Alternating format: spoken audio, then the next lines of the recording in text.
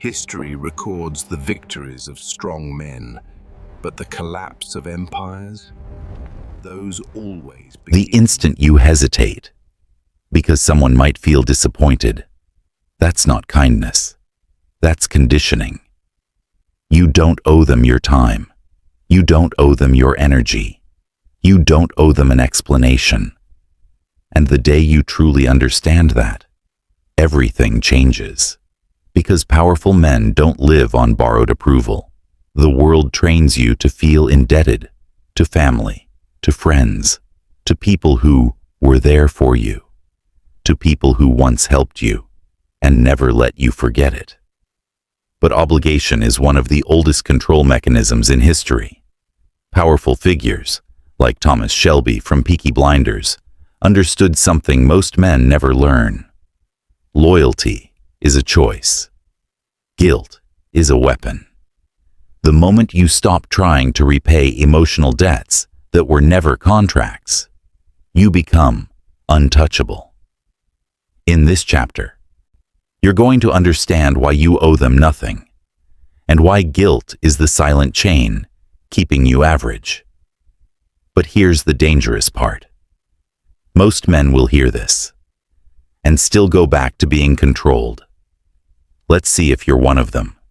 You were born free, not emotionally indebted, not psychologically obligated, not morally chained, but somewhere along the way, you signed a contract you never saw, a contract you never agreed to. It sounds like this. If someone helps you, you must repay them. If your parents sacrificed, you owe them obedience. If your friends supported you, you must always be available. If someone feels hurt, you must fix it. But here's the irony. The people who repeat these rules the loudest, break them the fastest when it benefits them. Watch carefully. A company tells you, "We're a family," until profits drop. Then you're replaceable. A friend says, "I'd do anything for you," until your growth makes them insecure. A relative says, "After everything we've done for you," as if support was an investment expecting emotional interest. This is not generosity. It's leverage disguised as love. And here's the darker truth. Obligation is most powerful when it feels moral. Because if you believe you should comply, you won't even resist. History proves this. Feudal systems weren't maintained by constant violence. They were maintained by perceived duty. Peasants believed they owed loyalty to kings, not because the kings were always strong, but because the culture framed obedience as virtue. The illusion of moral duty sustains hierarchy better than force ever could. And today, nothing has changed. Only the battlefield has shifted. It's no longer swords and crowns. It's emotions and expectations. And the man who doesn't recognize this invisible contract spends his life repaying debts that never existed. But this is only the surface, because obligation doesn't operate alone. It needs enforcement. And that enforcement is guilt. Guilt is subtle. It doesn't shout. It whispers, "You're being selfish." They'll be disappointed. After all they've done, notice something. Guilt never asks what you want. It asks how others will feel. And if you've been trained well, that's enough to control you. Guilt is the leash, and most men hold it themselves. You cancel your plans to keep someone comfortable. You say yes when you want to say no. You over-explain your decisions so no one feels misunderstood. You think you're being mature. But psychologically, you're negotiating your freedom. The principle behind this is ancient. Reciprocity. Humans are wired to return favors, but manipulators stretch reciprocity into submission. A small favor becomes lifetime access. A simple kindness becomes emotional ownership. And if you try to detach, you're labeled ungrateful. Here's the dramatic irony. The same people who accuse you of selfishness will never hesitate to prioritize themselves. Watch actions, not words. Even in politics, this dynamic dominates. Look at how rulers maintained loyalty, not just through reward, but through indebtedness. When leaders gave land, titles, or protection, it wasn't charity. It was strategic obligation. Even Niccolo Machiavelli understood this deeply in The Prince. Generosity must be controlled, because excessive generosity makes you weak and makes others expect more. But here's where it gets uncomfortable. Sometimes the people making you feel guilty don't even realize they're doing it. They were programmed too, and now the chain continues through you, unless you break it. But breaking guilt creates another fear, rejection, and that fear is where most men collapse. You were taught to be a good man, be respectful, be available, be understanding, be patient, be selfless, and on paper, that sounds noble. But here's the paradox.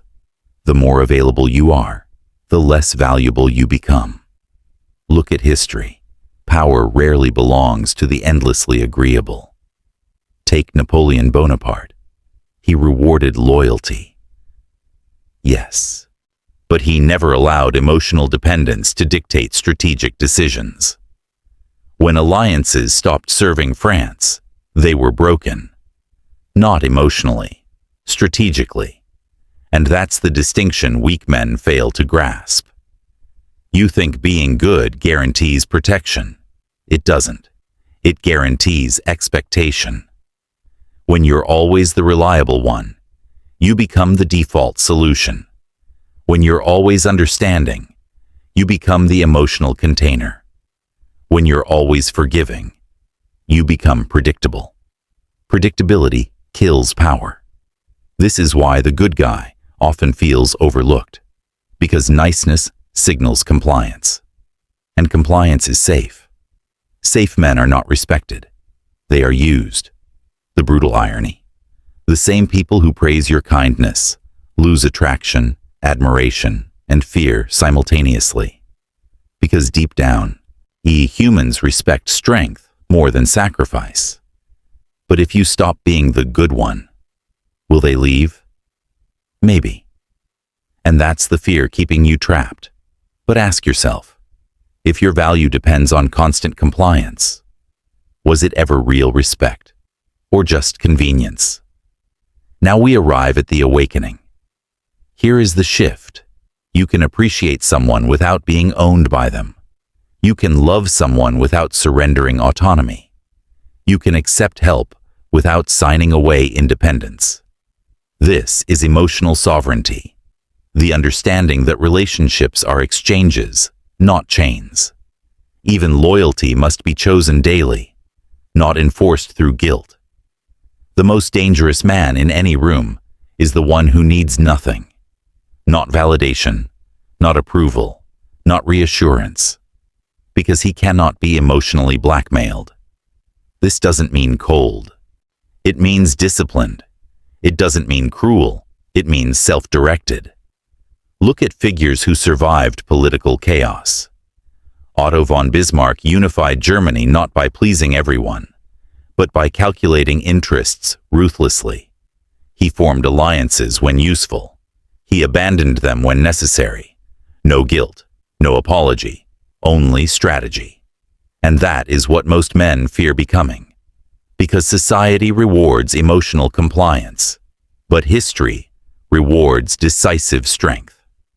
Here's the cliffhanger most won't confront. What if the reason you feel stuck is not lack of opportunity, but emotional debt? What if you've been living someone else's expectations instead of your own expansion? And what happens when you finally stop explaining yourself? When you stop over-justifying? When you stop repaying invisible debts? That's where the transformation begins. But it comes at a cost, because when you withdraw emotional access, people react. They test you, they guilt you, they question you, and in that moment, you either return to the cage or you step into power. Not just breaking obligation, but mastering detachment. Because understanding you owe them nothing is only the beginning. Learning how to live like it? That's where men become untouchable. And most won't make it that far. Most power struggles are not about money, not about status, not even about dominance. They're about emotional access. Who can trigger you? Who can guilt you? Who can make you react? And the man who cannot be emotionally moved cannot be psychologically owned. But here's the irony. The world will call you cold the moment you stop being convenient. Good. Let them. Because what you're about to understand is the difference between being liked and being untouchable. And most men will never cross that line. There is something psychologically unsettling about a man who doesn't rush to respond, who doesn't over-explain, who doesn't emotionally spill himself just to maintain connection. We are wired to value what feels scarce. That applies to resources, it applies to time, and it applies to attention. The average man gives attention away freely. Instant replies, constant availability, endless emotional reassurance, and then he wonders why he feels invisible. Scarcity builds value, overexposure builds familiarity, and familiarity, when unearned, builds disrespect. This is not theory, it's observable behavior. In diplomacy, silence has always been a weapon. During tense negotiations in Europe, figures like Charles Maurice de Talleyrand were known for saying less than necessary, sometimes nothing at all, while others revealed everything in anxiety. The man who speaks less learns more. The man who reacts slower forces others to lean forward. And here's the dramatic irony. When you stop over-communicating, people start overthinking. They begin wondering, is he upset? Is he pulling away? Did I miscalculate? You become psychologically expensive, but this requires discipline, because your impulse will be to fill silence, to smooth tension, to make everyone comfortable. And that impulse is exactly what keeps you average. The question is not, can you speak powerfully? The real question is, can you remain still while others scramble? Because detachment begins with withholding unnecessary access. But withholding alone is not enough. You must understand why you're doing it. And that takes us deeper. There is a lie repeated since childhood. Put others first. Sounds noble. But when taken literally, it becomes self-erasure. Strategic men understand something uncomfortable. Every relationship is built on aligned interests. The moment interests diverge, loyalty is tested, and history is ruthless in proving this. Consider Frederick the Great. He formed alliances when it strengthened Prussia. He broke them when survival demanded it, not because he lacked loyalty, but because he prioritized sovereignty. Power is sustained by calculated self-interest, not emotional promises. Even Niccolò Machiavelli warned that being loved without fear leaves you exposed when circumstances shift. Love is conditional. Respect can endure. Here is the dramatic irony modern men ignore. You think sacrificing your needs proves strength. It proves dependence. When your decisions are based on how others will feel instead of where you need to go, you are not virtuous. You are negotiable. Strategic self-interest does not mean cruelty. It means clarity. You can care about people without centering your life around their comfort. And when you begin making decisions that benefit your trajectory first, you will notice something unsettling. Some people become uncomfortable because your growth reminds them of their stagnation. And now comes the next level. Boundaries. Most men don't struggle with strength. They struggle with enforcement. They know what they want. They just don't want to upset anyone. and that hesitation leaks weakness. Boundaries are not loud declarations. They are consistent behaviors. You say no once, calmly. You don't justify it. You don't negotiate it emotionally, and you observe who reacts aggressively, because those reactions reveal who benefited from your previous lack of boundaries. There is power in brevity. I won't be available. That doesn't work for me. No. Notice something. Confidence doesn't over-explain.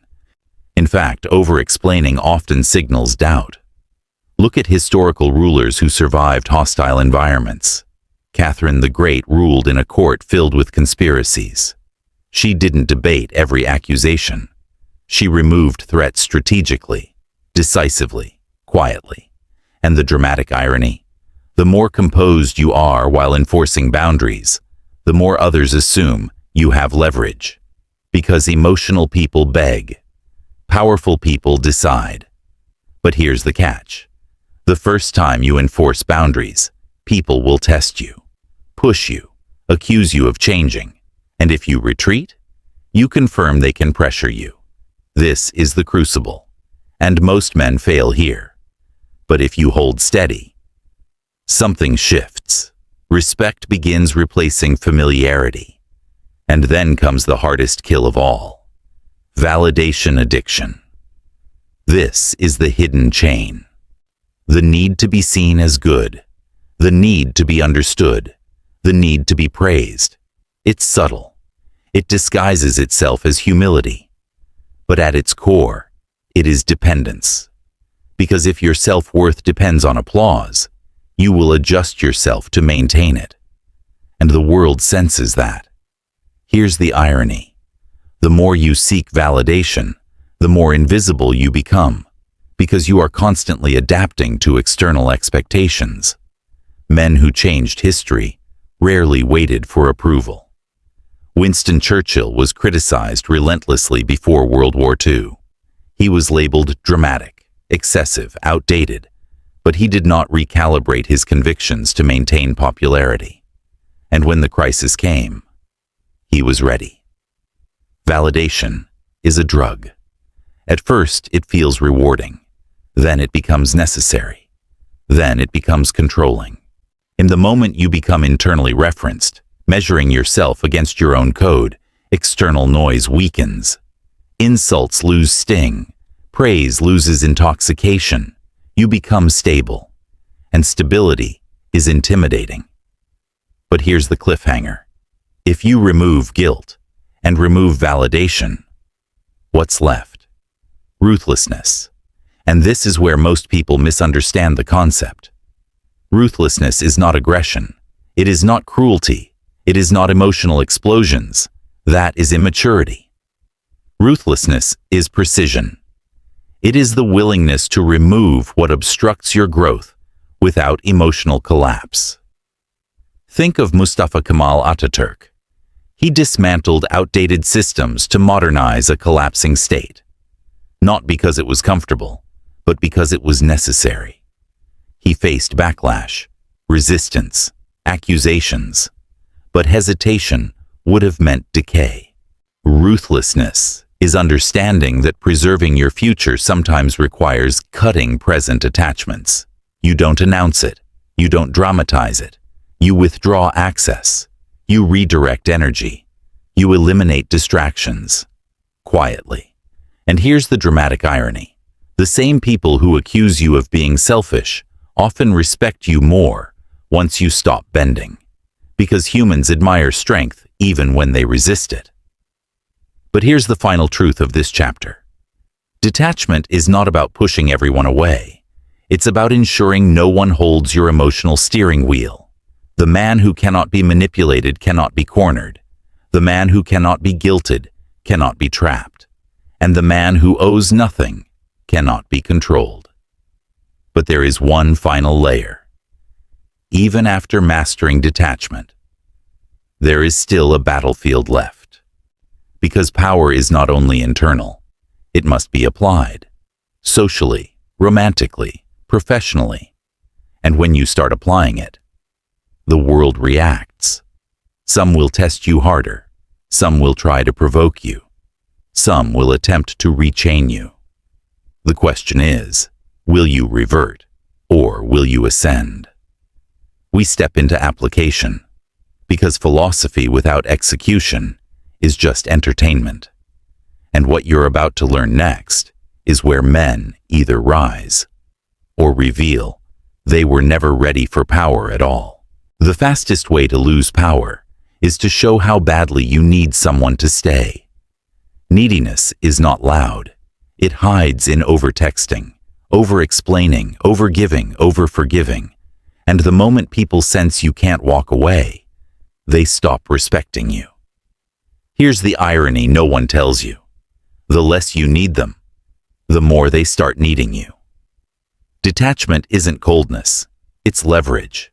And now you're going to learn why emotional independence is the foundation of dominance. But be warned, most men understand detachment intellectually.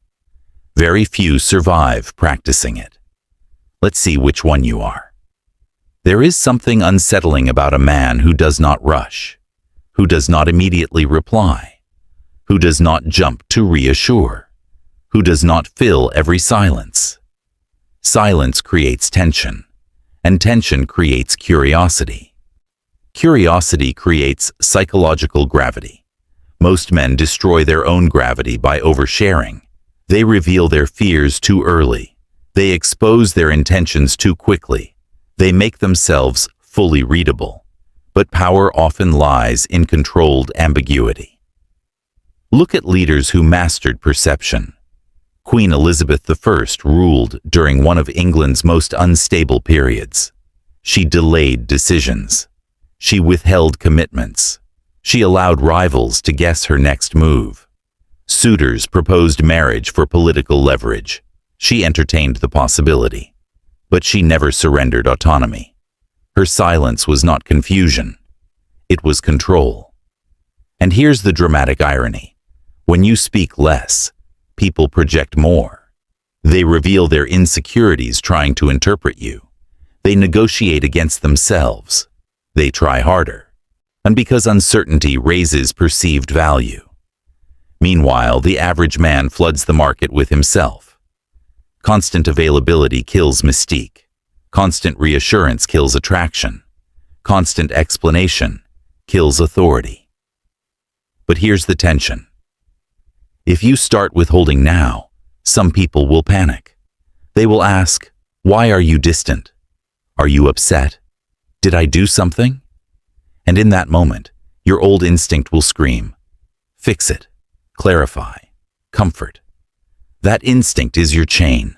Break it, and watch what happens next. Because withholding is only the surface layer. True power requires strategic self-interest. You were raised to believe that prioritizing yourself is selfish.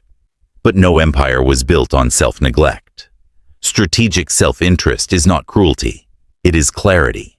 It is understanding that if you collapse, in everything attached to you collapses. History does not reward martyrs of emotional overextension.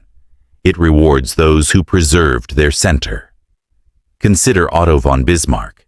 He unified Germany not through sentimental alliances, but calculated ones. He partnered when beneficial. He isolated enemies when necessary. And when alliances became liabilities, he dissolved them. No guilt, no apology, because sovereignty always outranks sentiment. Now here's the dramatic irony for modern men. You believe loyalty means permanent access. But in power dynamics, loyalty is sustained by mutual benefit. The moment you stop benefiting someone, their loyalty shifts. And the moment someone stops benefiting you, yours should be reevaluated. That doesn't mean betrayal. It means awareness. Even Niccolò Machiavelli understood that leaders must be prepared to act against kindness, charity, and mercy when survival demands it. Not because morality is irrelevant, but because survival precedes morality. The weak confuse kindness with submission. The powerful understand kindness is strongest when voluntary. And this realization changes everything. Because once you prioritize your mission, you'll notice something uncomfortable. Some relationships were sustained only because you were smaller, and growth threatens those who benefit from your stagnation. This is where boundaries enter, and boundaries are where most men crumble. You don't need to yell to be respected. You need consistency. The first time you calmly say no, you will see who was attached to your compliance. Watch carefully. People who respected you will adjust. People who depended on your weakness will resist. Resistance reveals hidden power dynamics, and this is where dramatic irony intensifies. The same people who say, "I just want what's best for you," often mean, "I want what keeps you predictable." Look at Catherine the Great. Her rise was not built on emotional transparency. It was built on controlled strength. When threats emerged, she did not debate endlessly. She repositioned. She neutralized. She moved forward, quietly. Boundaries are not about confrontation. They are about clarity. You don't explain your standards. You embody them. And here's the psychological shift. When you stop negotiating your boundaries emotionally, people begin negotiating their behavior around you, because power is felt before it is spoken. But there is a deeper layer. Even if you master boundaries, you can still be manipulated if you still crave validation. This is the addiction no one talks about, the desire to be seen as good, competent, understanding, reasonable. Approval feels like oxygen. But oxygen dependency makes you controllable. If I know you need praise, I can withhold it. If I know you fear criticism, I can threaten it. And suddenly, your behavior shifts to maintain image. The powerful are not immune to criticism. They are independent of it. Consider Winston Churchill before he became a wartime icon. He was ridiculed, dismissed, politically isolated. But he did not recalibrate his convictions to remain popular. He held position, and when crisis arrived, popularity reversed. Or here's the irony. If you live for applause, you will die by silence. If you live by your internal code, external noise becomes irrelevant. This is emotional insulation, and emotional insulation is intimidating, because the untriggered man cannot be steered. But once validation dies, a new fear emerges. If you don't need approval, if you don't fear guilt, if you enforce boundaries, what are you becoming? This is where the word ruthless enters, and most people misunderstand it completely. Ruthlessness is not emotional eruption. It is controlled elimination. It is the ability to remove what weakens you, without theatrical destruction. History is filled with examples of disciplined ruthlessness. Lee Kuan Yew transformed a fragile city-state into a global powerhouse. He made unpopular decisions. He imposed strict standards. He prioritized long-term dominance over short-term approval. Critics called him harsh. History called him effective.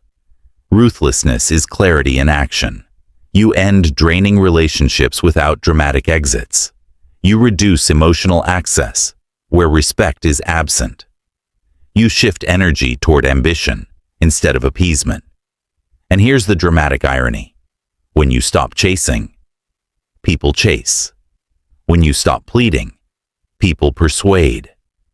When you stop explaining, people assume authority. But understand this. Ruthlessness without discipline becomes arrogance. Discipline without ruthlessness becomes weakness. Balance creates dominance, and dominance creates peace. Because once people realize you cannot be guilted, cannot be rushed, cannot be emotionally blackmailed, they adjust, or they disappear. Both outcomes benefit you. Soit. Now here's the final cliffhanger of this chapter. Detachment gives you internal power, But internal power must be tested externally. What happens when you apply this mindset socially, in relationships, at work, when someone openly challenges you? Because philosophy sounds powerful in isolation, reality tests it publicly, where emotional independence turns into visible authority, where detachment becomes influence, and where most men discover they understood the theory, but were never ready to live it. Let's see if you are.